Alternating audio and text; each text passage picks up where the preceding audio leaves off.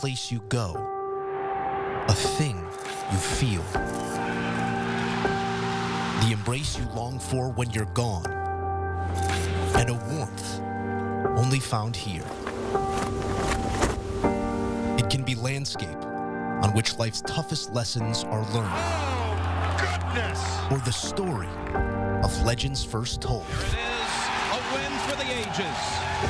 It's tradition, passed down like heirloom.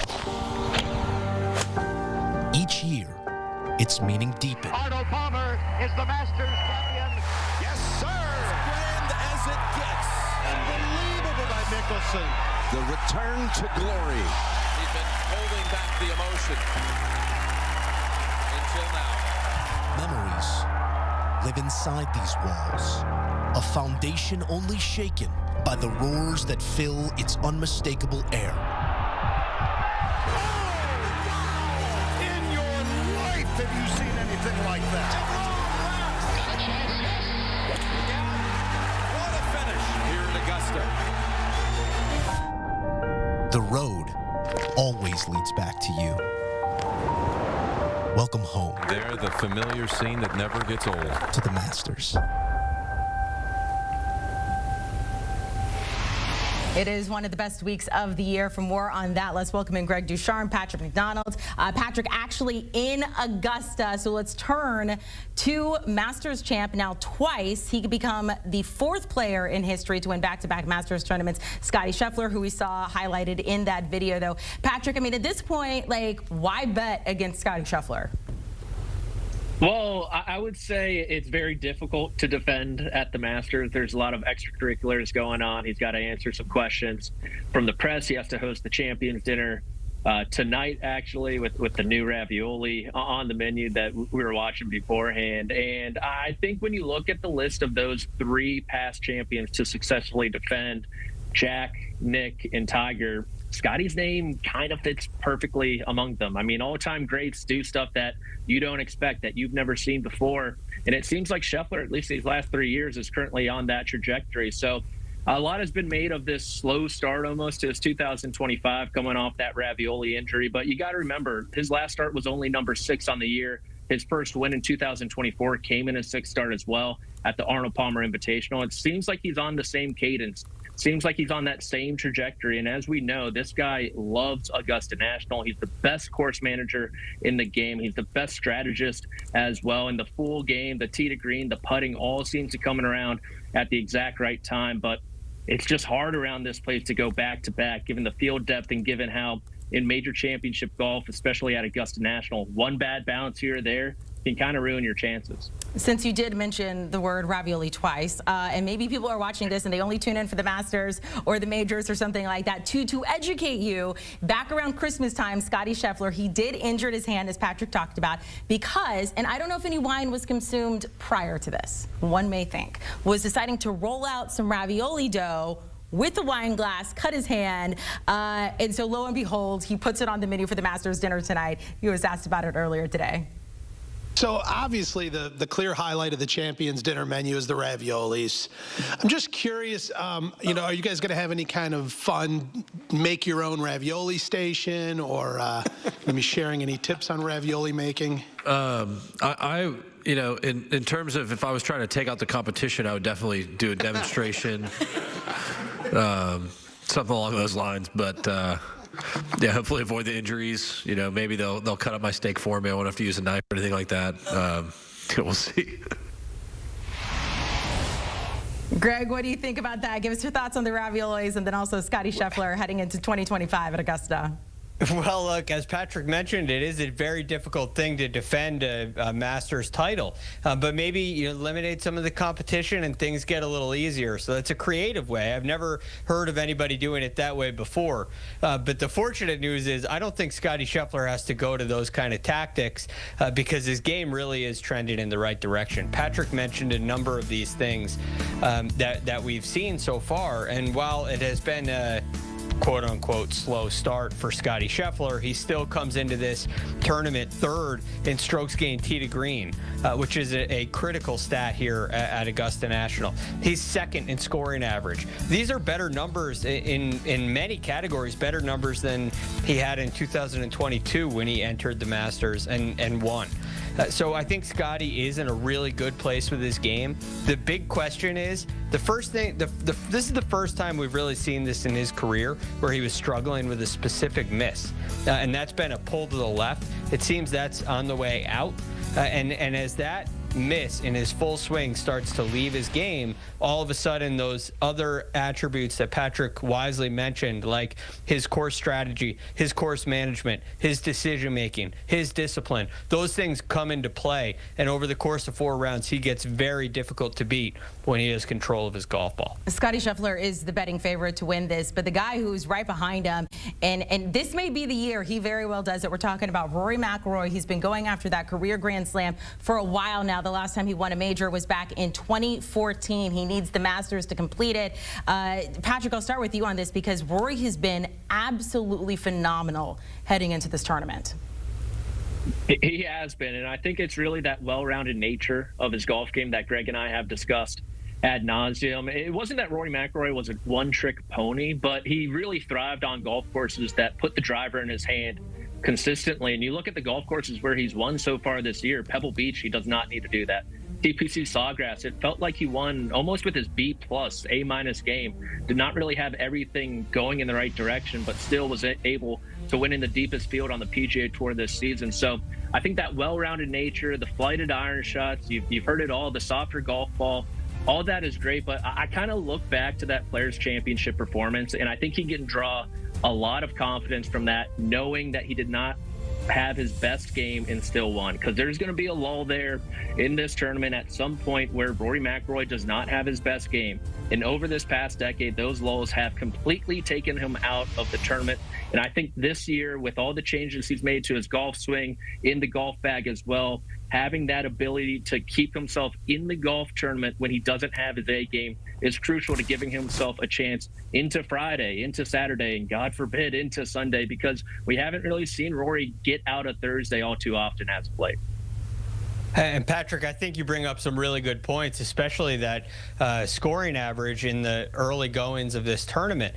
And a lot of this has to do with the pressure he's feeling from winning the career Grand Slam. I mean, look, you showed that list earlier of the 5 players who have completed it. Well, none of them completed it in more than 3 attempts, once they already had the first 3 legs done. This is the 11th attempt for Rory McIlroy. The longer this goes, the greater the pressure builds. And you can see it in his first round performances. And between the 6 Masters Rory McIlroy played before he had a chance to complete the career Grand Slam, his scoring average was just a shade over 70. In the 10 Masters after he's had a chance to complete the career Grand Slam, his scoring average is just about 2 strokes higher. It's up to 70.2 in the opening round. And another thing that is not talked about very often is the second round hasn't gone very well for Rory either. His scoring average in all 16 Masters he's played is 72.44. That he has 4 rounds, including the last 2 Fridays he's played, of 77. So part of this is mental. Part of this is the pressure. Part of this is also physical. And I'll be very curious to see if the completeness to his game that Patrick was mentioning, I'll be very curious to see if this makes a difference in Rory's scoring in 2025. He did finish T2 back in 2022 when Scottie Scheffler won. And look, it was so close then. We'll see, as you guys mentioned, so much of this is a mental game. What about Colin Morikawa? Look, his past 5 tournaments, he's finished in the top 20 there. Could he potentially find a breakthrough this week? I think if you look to the statistics, the answer for Colin Morikawa is quite simply yes. I mentioned this with Scottie Scheffler. Strokes gained tee to green is extremely important here because it's such a well-rounded statistic. Well, Colin Morikawa leads the PGA Tour in that category. He leads the PGA Tour in proximity to the hole. You've heard many players talk about how tiny, how small these little sections are on these slopey greens, and how it takes really precise iron shots to get the ball close to the hole. Colin Morikawa can do that. The question is simply, can he actually win the tournament when he gets himself into the mix. I have little to no doubt that he'll get himself in the mix. His game is that strong right now. And if he had a couple wins under his belt leading into this tournament, he may be the favorite. That's how good he looks on paper. But his last win is 2022 at the Zozo Championship. It's been a while. There's been a lot of close calls for Collin Morikawa.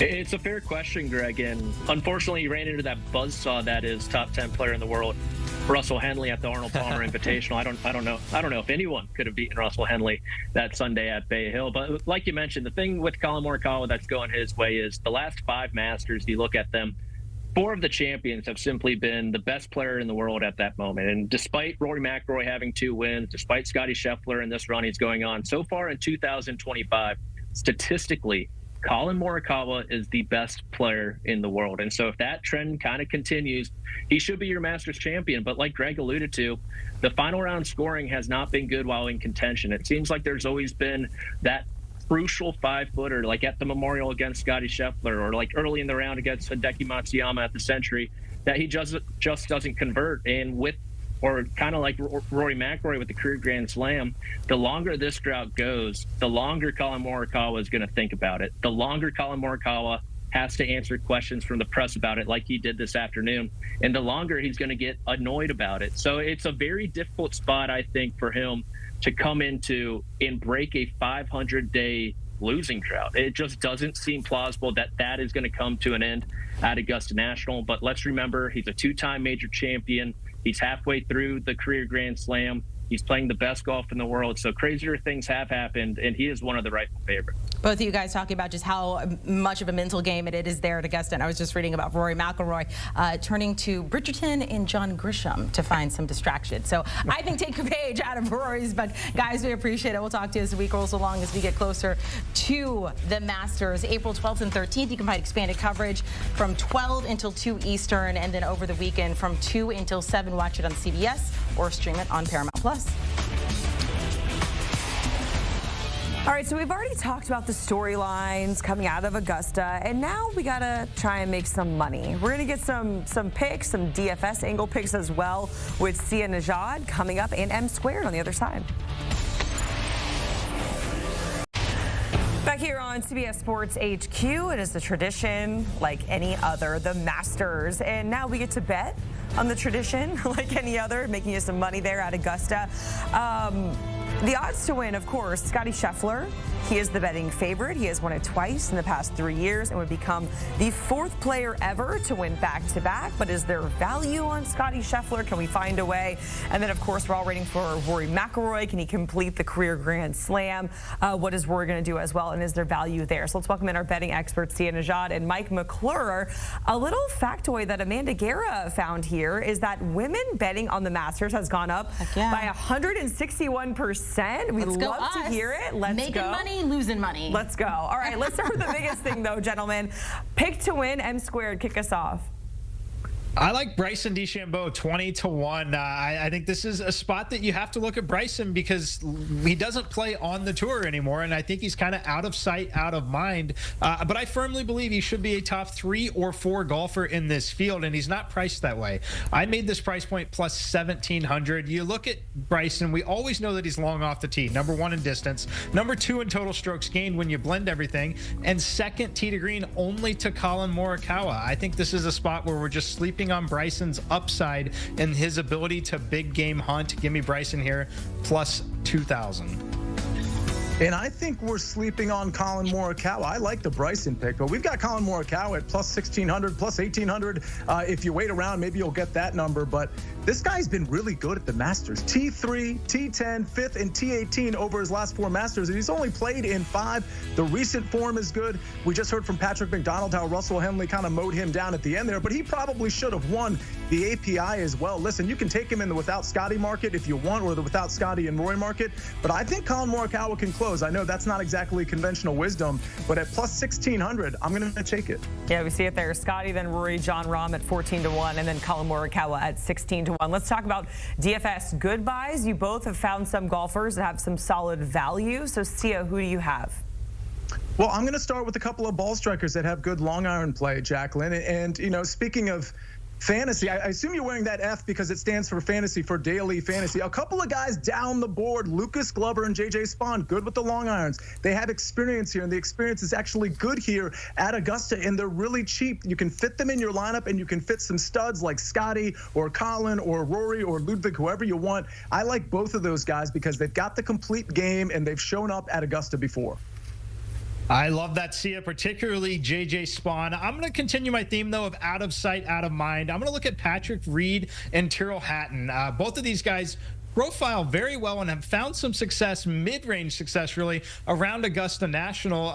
Both are phenomenal when it comes to gaining strokes around the greens. When you look at Augusta, you have to be able to not losing strokes around the green. But that's what I like here for Patrick Reed here. Elite history at the Masters, out of sight, out of mind. And then Tyrrell Hatton, 4th around the green, just long enough off the tee, just has that true win equity and that upside, but coming in under the radar once again. Give me Patrick Reed and Tyrrell Hatton. Sia, M Squared, we certainly appreciate it. And yes, this F is not for the national champion Florida Gators. It is for DFS goodbyes. Just want to clarify that. All right, so highlights and tournament coverage. We got you covered here on CBS Sports HQ for the Masters. Stay locked into HQ. We have everything you need for the Masters, and it is all for free. Well, it's finally here. Masters Week taking place, of course, down at Augusta National. And take a look at the course. We love to see it as we wait for the world's best to descend on the state of Georgia, such as Rory McIlroy, still in search of completing that career Grand Slam. Scotty Scheffler, still in hunt for his first win of the season. And some other familiar faces and past champions will be lurking as well when it comes to this week at the Masters. Let's go back in the time machine, though. 2004, Phil Mickelson had birdied 5 of his last 7 holes, but none bigger than this one on 18 from 18 feet away. Shot 31 on the back 9, the best for a winner since Jack Nicklaus since 1986. And Lefty said after this one, I played arguably my best round of my career. Take a look at who he's hugging there, his caddy. And we say that because the man joining us there after Lefty put on the jacket here, back in 2004, joined us here in 2025, the caddy and golf broadcaster Jim Bones Mackay, who joins us on behalf of IBM. But Jim, I want to go back to that time, 2004, that winning putt. Give me a sense of what was going through your head and Lefty's as well. Well, as you mentioned, it was a historical comeback for Phil. He had gotten off to a tough start on the front 9 and started his run with a birdie on 12, and then they just wouldn't stop in terms of the birdies coming. And he made a birdie on 16 to ultimately tie Ernie Els, who I think was finished at that point, and he walked over to the side of the green and whacked me really hard in the rear end with the putter grip and said, let's make one more. So he was intent on birdieing either 17 or 18 to win his first Masters. And as you can see here in the video, he hit an 8-iron to this spot behind the hole location, made the putt. And it was a big celebration. It was a long time coming. You know, in the era of Tiger Woods, it was really hard to win majors back then, and was really happy for him that he was able to pull it off. Lefty, of course, we saw the baby vert there, but I'm curious, what did you say to him after that putt went in? What was the conversation between you guys? You know, you're just walking on air for a while. He got whisked away and had to spend some time certainly with the media and with the members at the end of that. But I went over to his house later that night, and you just sit around and you're like watching a replay of the golf and just enjoying the best work evening you're ever going to have in your life. And I've always been a believer that if you took truth serum and you injected it into every professional golfer and said, okay, you can only win one major, what do you want it to be, that virtually everybody would say the Masters. And certainly I think Phil felt that way, that it was the one that he wanted to win the absolute most. And to see him, in a sense, kind of fulfill his dream and to win his first major was very, very rewarding. That was his first green jacket, as you mentioned there at Augusta National. But as you know, it's a learning experience playing on this course for players this week. They will know that, and they actually have some rain coming down today. That will change the conditions there. What are some of the learning curves that they might expect this week? It's a great point. You know, they're going to have to monitor very carefully how the course is playing in terms of how receptive the greens are. Certainly at Augusta National, they have these things called sub-air systems, which enables you to suck the moisture out of the green, you know, once it's rained. And, you know, the question is, how firm and fast will they get? The forecast post today is for 70 degrees and sunny, so it should get a little crispier as the week goes on. But you want to pay attention relative to your chips and your putts, just how fast the greens are getting as we get further away from the rain. Speaking of some of those great golfers that we're seeing, some of the top of the world, Rory McIlroy, of course, still looking for his first green jacket, trying to complete the Grand Slam for his career. If you were on the bag for Rory this week, kind of help me and walk me through, what would you say to him to keep that mindset intact for this week? I would just remind him that he's won multiple majors before and that this is a golf course where he doesn't have to be perfect to win the tournament. He's the best driver of the ball in the game. As everybody knows, length is a great asset to have around Augusta National. So, while some guys that don't hit the ball as far or get their iron stopped as quickly may have to be a little bit more on point, if you will, he can just, kind of take it easy a little bit. Of course, you don't want to shoot yourself in the foot and get off to a poor start. But I think if he just dominates the par fives, which he should with his length, and just do things like avoid double bogeys and avoid 3 putts, he should be there at the end of the week. Jim, you know better than anybody. That sounds easier said than done, but we will see if that's the case for Rory and others. Outside of that, I need your prediction. Who wins this week in your eyes? If I had to pick, I would say Scotty Scheffler, just because I think it's so much easier to win the Masters having won it once or twice before. He's got far less pressure on him than a guy like McIlroy, but no question, as much as I think Scotty's going to win, Rory is the sentimental favorite, and it would be great for golf, great for him. He's a real ambassador for the game, and I think a lot of people would get a real kick out of him winning the tournament. Scotty, of course, looking for his first win of the season. On top of that, he's been a lot of headlines because of that championship dinner menu. So I'm curious, if there was a Champions Caddy dinner menu and you had a chance to put one together, what do we put on the table? What are we eating? So we probably get takeout from the Waffle House, considering I'm a caddy. I'm not sure. It's that's hilarious. It's probably some kind of barbecue, to be honest with you. But just the thought of having a caddy winner's dinner would be something incredible. That's for sure. I mean, did Phil actually give you a little something from the table? Did you get a doggy bag, or did we get to-go menu? Anything from that? It's a great question. I got nothing that night. Oh. I'll have to think about that in the future. Remind my friends that are still caddying that maybe they should look for a little doggy bag coming out of that Champions dinner. That's a great point. Exactly. In the contract, we need food. That's part of the deal there. I got a few quick ones here for you. Caddy outfits, comfortable, not comfortable, could it rain? Your thoughts on that? They're not nearly as thick as they used to be. So when it's hot, you can tolerate it. But the reality of caddying at the Masters is you have so much adrenaline because it is the Masters that it's never going to bother you. It's part of the history and tradition of the event. And I think everyone's more than happy to put it on. I've always wondered, how they do in the rain and in the heat, too. Are there like some vents or something? But clearly there's no circulation. But like you said, they're thinner than the past, so that is a good thing. Finally, before I let you go, you're here on behalf of IBM this week. Tell us what you're doing with them.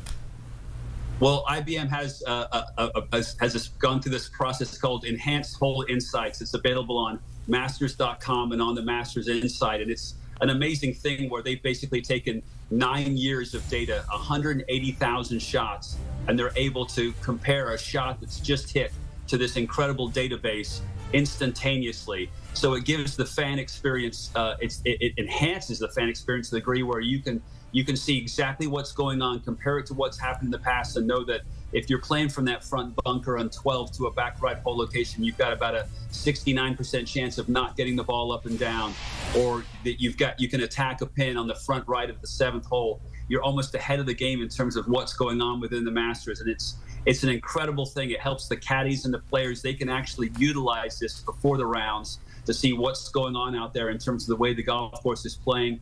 It takes into account the hole locations. It's just this amazing thing that IBM can present through the app and Masters.com. They've got this incredible 30-year working relationship with the Masters, and it just gets better and better in terms of what they provide.